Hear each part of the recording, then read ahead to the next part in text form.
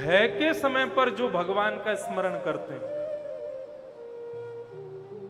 वैसे तो नहीं करते भगवान का स्मरण, लेकिन जब डर लगता है, जब भय लगता है, जब लगता है कि हमारी चोरी पकड़ी जाएगी, हमारी गलती पकड़ी जाएगी, हम बहुत बुरी तरह फंसने वाले हैं, तब क्या करेंगे? सोमवार के सोमवार व्रत रखेंगे, मंगलवार हनुमान जी पर चोला चढ़ाएंगे, उनको चना चनौरी और लड्डू का भोग लगाएंगे। क्यों? वो हम कैसे भी बच जाएं बस। या फिर कई बार फ्लाइट में बैठते हैं तो उसमें टर्बुलेंस होता है, तो जब वो हिलता है तो फिर लोगों की, महाराज अच्छों की हनुमान चालीसा निकल के आ जाती है। जय हनुमान कानूर सागर जगह विष्णु लोक जागर अंजन पुत्र पवन सतनामा। एक बार मेरे संग भी हुआ था ऐसा। मैं कभी कभी बताता हूं कथा में, जब मुझे पता हो कि पिताजी सुन नहीं रहे होंगे कथा, तब बताता हूं। उनकी भी कथा द्वारिका में चल रही है, वो व्यस्त हैं अभी, इसलिए सुनेंगे नहीं, बता दूं। मैं और पिताजी एक बार अमेरिका की राजधानी वॉशिंगटन डीसी से वापस आ रहे थे, एक ही फ्लाइट में थे। तो जैसे ही वहां से टेक ऑफ हुआ फ्लाइट, उसमें कोई टेक्निकल प्रॉब्लम पहले से ही थी, और उसकी वजह से 4 घंटा डिले हुआ। अब जिस तकनीकी खराब हवाई जहाज में बैठते हैं तो पहले ही डर लगता है, 16 घंटे बाद दिल्ली पहुंचाएगा, इसमें तकनीकी खराबी अभी अभी होके चुकी है, तो वैसे ही उनको थोड़ा सा भय था।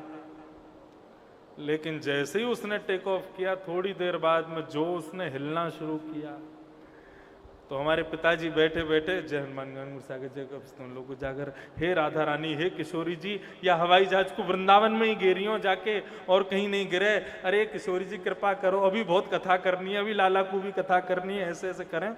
और जैसे ही हवाई जहाज ठीक हो जाए तो जहां हनुमान चालीसा रह गई थी वहीं छोड़ देते। मैं कहता पिताजी पूरी तो कर लो ना, अब तो ठीक है गया, फिर से शुरू हो गए तो फिर से वहीं से शुरू करें। तो कहने का अभिप्राय क्या है, इसको केवल एक आप विनोद के रूप में लेना, ये मानव का स्वभाव है। जब वो भय व्यापक होता है ना, उसके ऊपर जब भय चढ़ता है, भगवान का स्मरण करना नहीं पड़ता, अपने आप होता है। डॉक्टर आपको बता दे कि आपके जीवन के केवल 15 दिन बचे हैं भैया, तुम्हारा बीमारी जो है बहुत जोर से फैल रही है, उस समय भगवान का दिन रात स्मरण होगा। अरे कोई महामंत्र चला दो मेरे कानों के पास, मेरे लिए कोई पाठ बैठवा दो, 24 घंटे भगवान का याद करता रहूंगा मैं। भय के समय पर भगवत स्मरण करना, यह भी एक स्वार्थ के समान है।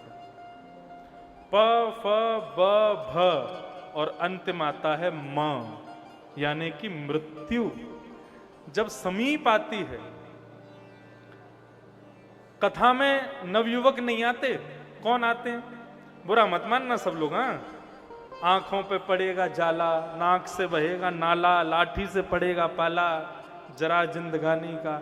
जब ऐसी स्थिति हो जाती है तब घर वालों से कहते हैं अब कथा करवा लो, हमको कथा में पहुंचाया। मृत्यु समीप आने पर भगवत स्मरण नहीं। बंधुओं, एक बात आपको स्पष्ट करूं, देखो आप सब लोग बहुत उम्र के बैठे हो, कई मेरे पिताजी से भी उम्र के होंगे, उनसे भी बड़े होंगे, सबको मेरा प्रणाम है। लेकिन ठाकुर जी का जब कोई नवयुवक भक्ति करता है ना, तो ठाकुर जी बड़े प्रसन्न होते हैं।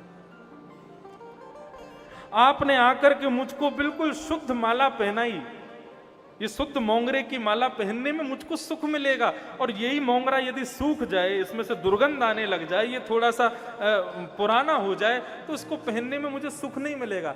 ठीक वैसे ही भक्त जब नवयुवक होता है ना, जब कोई नया उम्र का बालक भगवान की भक्ति करने के लिए जाता है, तो बचपन की भक्ति यदि करोगे तो 55 में भगवान जरूर मिल जाएंगे, और यदि भक्ति शुरू ही तुमने 55 में करी है तो फिर तो शमशान में मिलेंगे जाके भगवान, उसके बाद ही दर्शन होगा।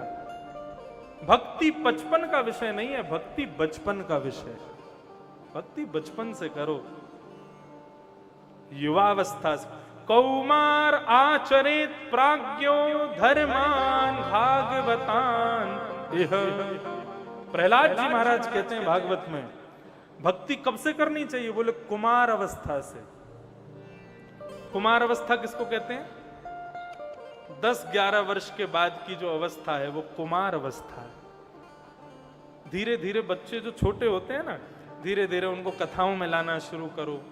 घर में बैठ कर के कुछ ना कुछ स्तुति पाठ आदि उनसे करवाते रहो। 11 वर्ष का बालक हो जाए उसको ध्रुव की कथा सुनाओ, प्रहलाद की कथा सुनाओ। आजकल माताएं क्या कर देती हैं, डोरेमोन, पोकेमोन और जाने क्या क्या वो चला करके बच्चों को दे देती हैं, वो पूरे दिन वही देखता रहता है।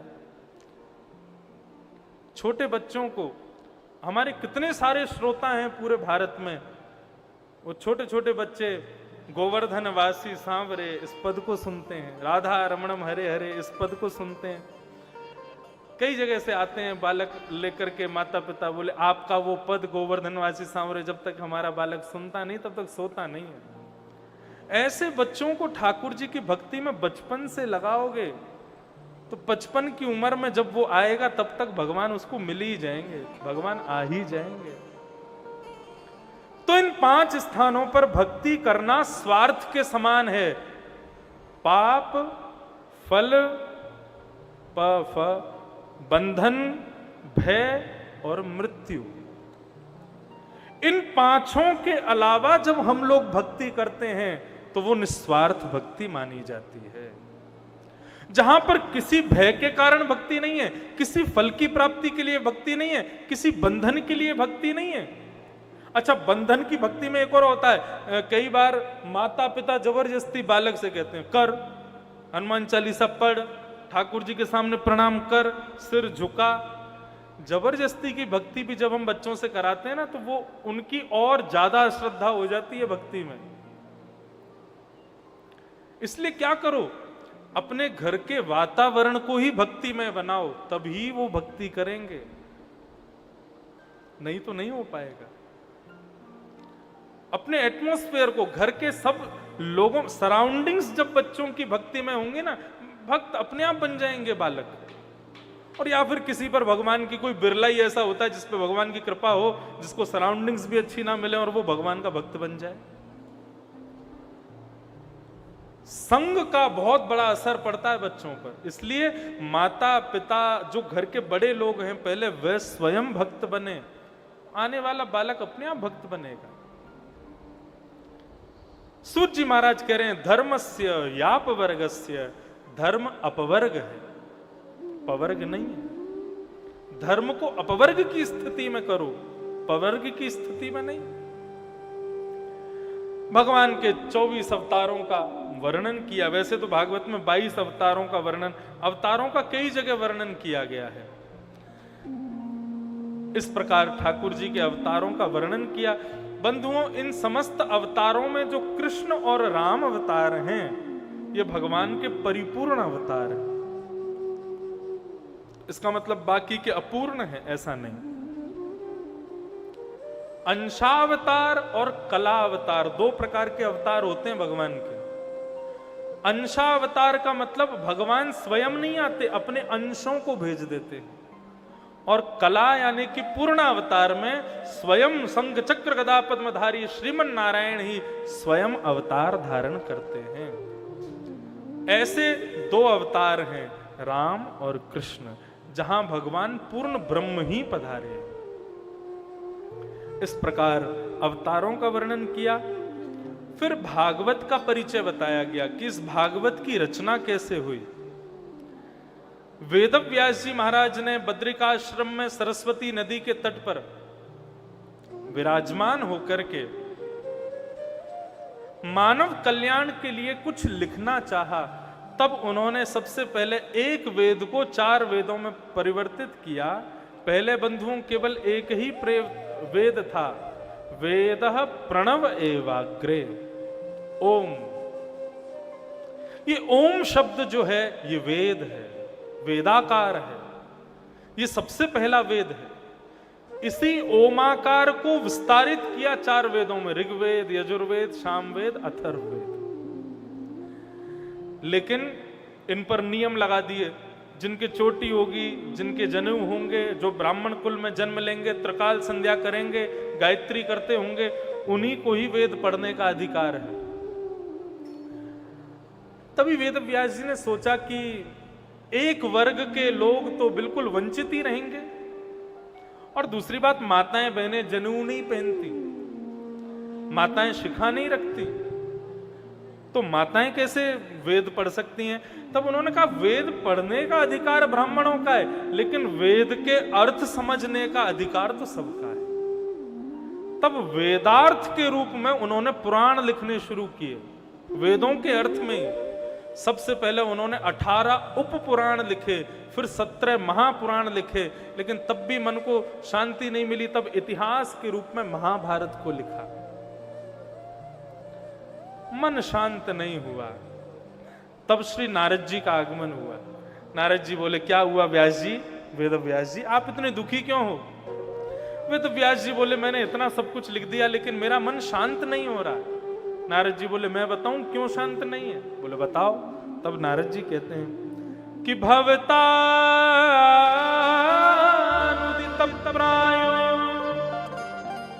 यशो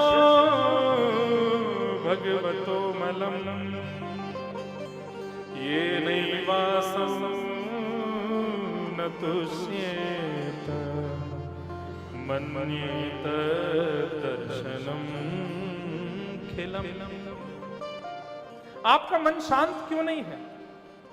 क्योंकि आपने चतुर्विध पुरुषार्थ प्राप्ति के मार्ग बताए, लेकिन भगवत प्राप्ति का कोई मार्ग नहीं बताया।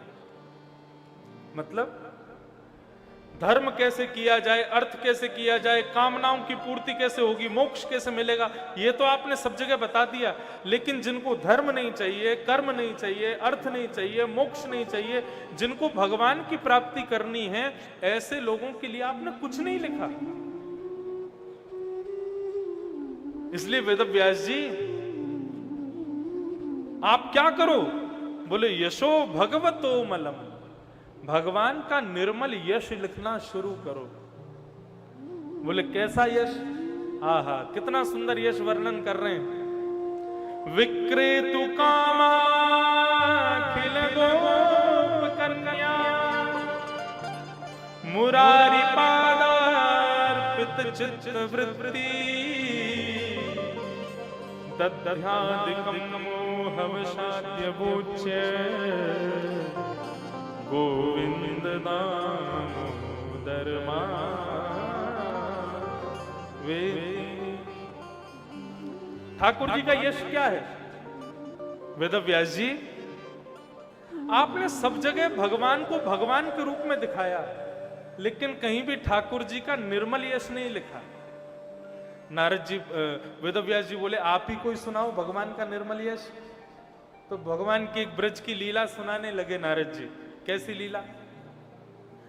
बोले एक गोपी एक डलिया में बहुत सारे फल लेकर के उनको बेचने के लिए जा रही थी, और क्या कहती हुई जा रही थी? कोई सेब ले लो, अरे कोई अनार ले लो, अरे कोई आम ले लो, कोई संतरा ले लो।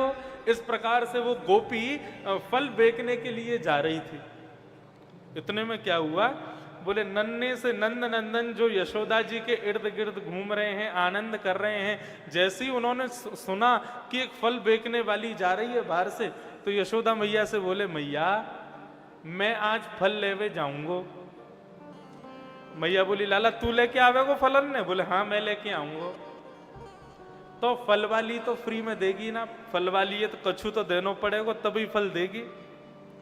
सोई ठाकुर जी दौड़ करके गए और जाकर के मुट्ठी भर के गेहूं लेके आ गए। अब छोटे से कन्हैया, छोटे से हाथ, छोटी सी मुट्ठी में छोटे से गेहूं, और गेहूं लेकर के मैया को दिखाने लगे, मैया मैं ना फलवारी की झोली में गेहूं डाल दूंगा, तो इनके बदले जितने फल हो गए वो मुंह को दे देगी।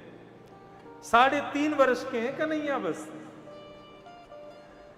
मैया कह रही, अच्छा इन गेहूं ते फल लेके आवेगो तू? बोले हाँ मैया, चल जा लेके आ। सो ठाकुर जी कूदते कूदते जा रहे हैं, तो हाथ में जो गेहूं लेके जा रहे हैं वो भी उछलते जा रहे हैं, गिरते जा रहे हैं, और ठाकुर जी फल लेने के लिए जा रहे हैं। तभी सामने से फल विक्रय करने वाली वो गोपी जैसे ही ठाकुर जी को आते हुए देखती है, ऐसी त्रिभंगी चाल, टेढ़ी मेढ़ी चाल चलते आ रहे हैं। छोटे छोटे चरण हैं ठाकुर जी के, और यशोदा मैया लाल जी के कमर पर कोंदनी पहनते ना बच्चे, ऐसे ही हमारे ठाकुर जी क्षुद्र घंटिका उसकी कोंदनी पहनते। मतलब कौंदनी में छोटी छोटी घंटी लगी हुई है ठाकुर जी की। क्यों? मैया जब यमुना जल भरने जाती है तो ठाकुर जी पीछे पल्लू पकड़ के चलते हैं, तो जब चलते हैं तो उनकी कौंदनी की छोटी छोटी घंटियां बजती रहती हैं।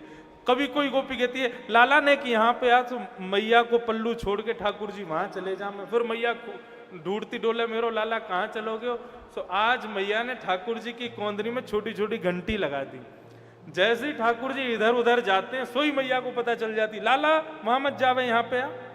तो इसलिए ठाकुर जी के कमर की वो क्षुद्र घंटिकाएं बज रही हैं, पैरों के छोटे छोटे नूपुर बज रहे हैं, और अपनी मधुर मुस्कान के किलकिलाते हुए नन्हे से नंद नंदन हाथों में गेहूं लेकर के उस फल बेचने वाली के पास आ रहे हैं। वो देख करके मोहित हो गए।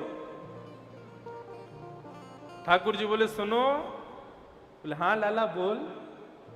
मोकू फल चाहिए। फल लेगो? बोले हाँ। अच्छा फल मुफ्त में तो मिलेंगे ना लाला, तो को कछु देना पड़ेगा। बोले हाँ मैं तेरे काजे लेके आया हूं कछु। गोपी बोली काल आया हो? बोले पहले अपनी झोली आगे कर।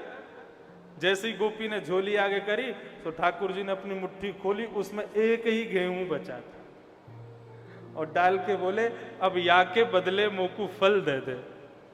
वो गोपी उनकी उस मधुर छवि पर निहाल हो गई। ठाकुर जी के बगल में जो ठाकुर जी फेंटा बांधते हैं, उस फेंटे में कुछ फल बांध दिए, ठाकुर जी की धोती में कुछ फल बांध दिए, और उन फलों को बांध करके बोले लाला चलो जा। अब ठाकुर जी जो बिल्कुल सही से वस्त्र पहन के आए थे, अब जगह जगह से फूल गए और जगह जगह संभालते चल रहे हैं, कहीं से आम गिर रहा है, कहीं से सेब गिर रहा है। और इस प्रकार उस छवि को देख करके वो गोपी इतनी निहाल हुई।